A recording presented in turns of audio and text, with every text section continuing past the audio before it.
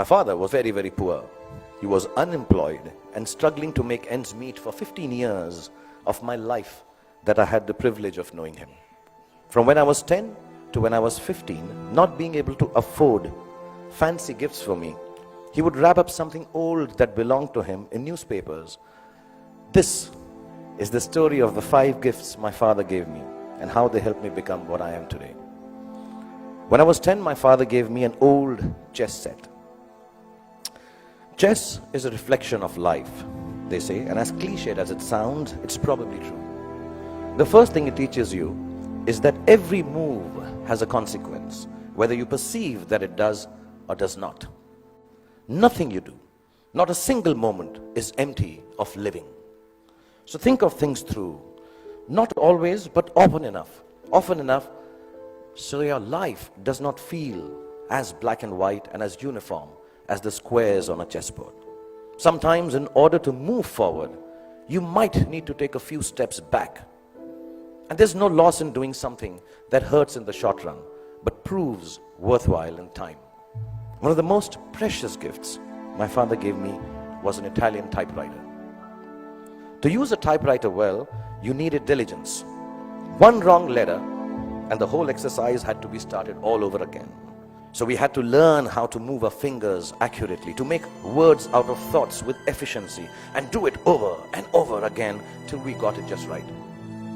As an adult, I have come to understand that there is nothing of more value than your capacity for diligence and your ability to work hard. If you can outwork your adversaries, you can ensure your own success in whatever it is you choose to do. Whatever you're doing, do it once. Then do it one more time, even more carefully. Practice will make everything seem easier.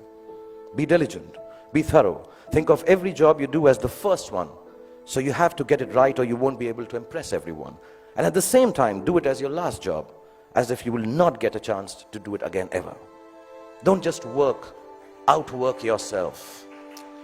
Then my father gave me a camera. And the most beautiful thing about it was that it did not work. And the fact that there was never any actual photograph to see taught me my most important lesson yet. That creativity is a process of the soul. It does not need an outcome or a product for the world to accept. It needs only the truth of its own expression. It comes from within and makes of your world whatever you wish it to make. So don't be afraid of your own creativity. Honor it. My father was a funny guy. He had the capacity to turn any kind of serious situation in a way that it seemed less stressful, with a bit of humor. Without a sense of humor, the world will always be a dull and dreary place. No darkness or despair should ever be beyond a good and a hearty laugh.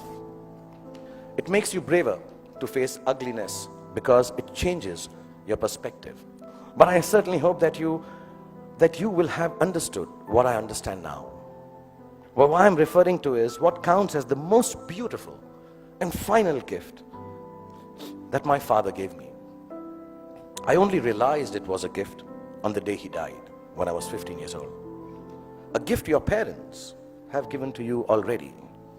Yes, the singularly most exquisite gift you and I have been given is the gift of life itself. There is nothing that marks a man or a woman out from the ordinary more perfectly than grace. Grace is the consciousness that life is bigger than we are, and therefore our gratitude for it must match its vastness. It is the understanding that everyone we encounter,